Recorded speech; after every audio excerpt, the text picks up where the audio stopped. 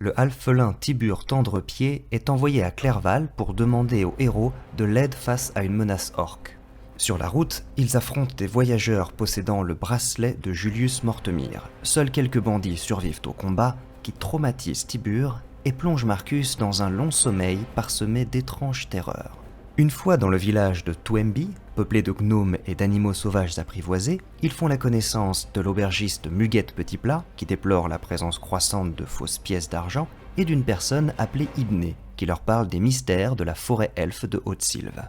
Puis Honoré Mildengap, le chef du village, leur explique que pour se débarrasser d'une armée orque qui s'est installée dans les bois, le prince va envoyer un détachement de nains en territoire elfe. Pour empêcher un grave incident diplomatique, nos héros doivent éliminer les chefs d'état-major orques afin que les éclaireurs de Twemby puissent attirer le reste des troupes hors de la forêt où les nains pourront les éliminer.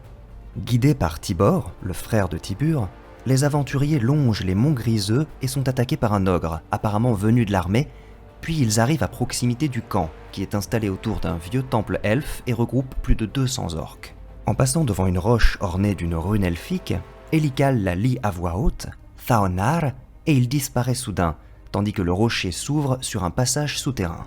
Les autres sont alors surpris par un elfe vaniteux, Tinsirit, et son compagnon mutique, Aram.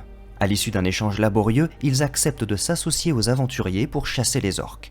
Ils empruntent donc le passage jusqu'au sous-sol du temple, que Tinsirit identifie comme un sanctuaire du dieu Trener. Après avoir combattu par le feu un ogre, des squelettes ranimés, des orques noirs et des chamans, les aventuriers entendent la cornemuse d'Elical derrière une mosaïque murale. Le barde, ayant été téléporté depuis la rune jusqu'à une salle secrète, se voit confier par la voix fantomatique d'un certain Azaquemus une mission consistant à redécouvrir et protéger un secret préservé par l'ordre des gardiens de Trener, dont Elical posséderait un héritage pas encore activé. Marcus et Tinsirit font sortir du temple des prisonniers à la langue coupée qu'ils ont libérés, tandis que les 4 autres découvrent une nouvelle salle secrète, avec une immense sphère contenant l'image d'une montagne, plusieurs armes et objets magiques, ainsi qu'une prophétie concernant la quête d'une certaine Anatazérine et d'un gardien disparu. Ils entendent ensuite des orques venir depuis le rez-de-chaussée. Grâce aux cartes explosives d'Elical et à une illusion de phénix de Myrdine, ils les font fuir et les poursuivent jusqu'à une grande salle de prière dédiée à Trener, où Taran remarque un vitrail comportant 2 armées, avec un ours rouge et un héros elfe paré d'un gant de lumière, face à un corbeau blanc. Devant le grand nombre d'ennemis, les aventuriers font demi-tour et décident d'aller trouver le peuple elfe.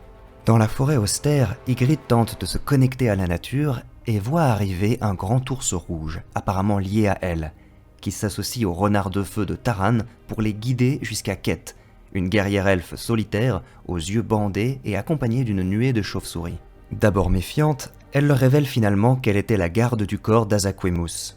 De mystérieux assassins ont tué ce dernier avant de la traquer pendant des années, jusqu'à ce qu'elle trouve refuge dans la forêt. Elle les accompagne jusqu'au camp ennemi, où ils parviennent à capturer un orque noir. Elical l'envoûte par sa musique, le rebaptise Joseph, et le persuade que le chef orque est un imposteur et qu'il faut l'éliminer. Pendant ce temps, Marcus et Tinsirit ont retrouvé Tibor et Aram. Tandis que le alphelin emmène les prisonniers en sûreté, le nain et les 2 elfes vont observer les orques en proie à une certaine agitation, brûlent quelques tentes et libèrent une gnome prisonnière, une éclaireuse appelée Ibnis.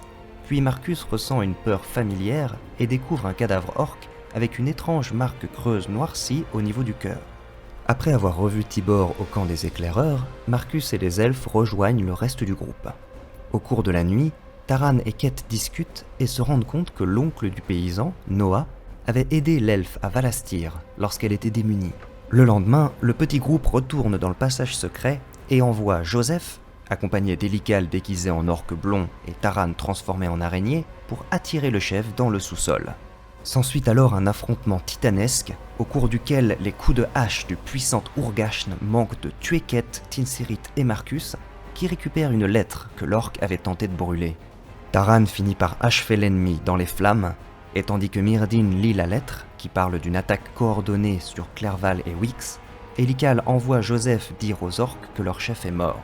Sous ses ordres, une partie de l'armée repart vers le nord. Les autres tombent dans le piège des éclaireurs et se font massacrer par les nains hors de la forêt. Mission accomplie.